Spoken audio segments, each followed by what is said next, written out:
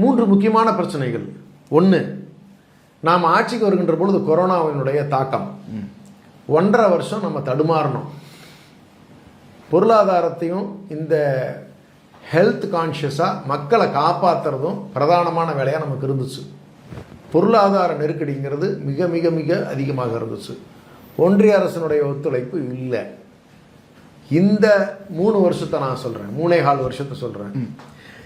நீங்கள் ஸ்மார்ட் சிட்டிக்கு நம்ம தமிழ்நாட்டுக்கு நிதி ஒதுக்கலை, ஜல்ஜீவன் மிஷனுக்கு நீங்கள் நிதி ஒதுக்கலை, கல்விக்கு கொடுக்க வேண்டிய தொகையை இந்த 1.5 ஆண்டாக நிறுத்தி வச்சுருக்கீங்க 2300 கோடி ரூபாயை.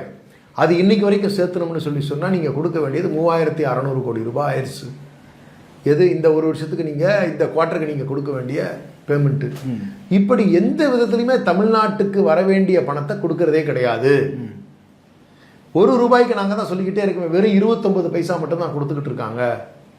அப்படி இருக்கக்கூடிய ஒரு நிதிச்சுமை இருந்த நிலையில் நமக்கு இதை சரி செய்து கொண்டு வருவதற்கு நமக்கு 3 ஆண்டுகளுக்கு மேலே நமக்கு டைம் எடுத்தது. அதோட நம்மளோட ப்ரியாரிட்டிஸ் எப்படி வச்சுருந்தோம்னு சொன்னால், இன்னைக்கு 16% ஜிஎஸ்டிபி நம்ம வந்திருக்கோம். எப்படின்னா எல்லாம் கடன் வாங்கினு குற்றச்சாட்டு சொல்கிறாங்க. இந்த கடன் பெற்றதனால்தான் இன்ஃப்ராஸ்ட்ரக்சரை நம்ம தமிழ்நாட்டுக்குள்ளே உருவாக்கணும். சிப்காட்டுக்காகட்டும், டிட்கோவுக்காகட்டும், இங்கே இருக்கக்கூடிய மக்களினுடைய அடிப்படை தேவைகளை பூர்த்தி பண்ணி கல்வியை தரமானதாக கொடுத்துக்கிட்டு வந்ததுனால தரமான இன்ஜினியர்ஸ் உருவானாங்க, தரமான டாக்டர்ஸ் உருவாகிறாங்க, தரமான மக்கள், எளிய மக்கள் உருவாகிறதுனால இது சாத்தியமாகுது. இந்த சமுதாயம் பண்பட்ட நாகரிகமாக இருக்குது. வெளிநாடுகளில் இருந்து இங்கே முதலீடுக்காக நிறைய வந்துக்கிட்டே இருக்கு. இன்னைக்கு செமிகண்டக்டரில் we are the largest producing state எக்ஸ்போர்ட்டில். சும்மா இது வரல. அப்போ இந்த பணம் எல்லாமே எங்கே யூஸ் ஆகுதுன்னா இந்த சமுதாயத்தை மேம்படுத்துறதுக்காக.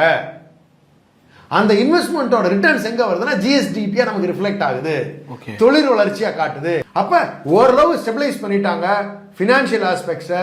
இப்ப இந்த காலகட்டத்தில் அவங்களுக்கு கொடுக்கிற நிலைக்கு உண்டான நிதி ஆதாரம் நமக்கு வந்துருச்சு.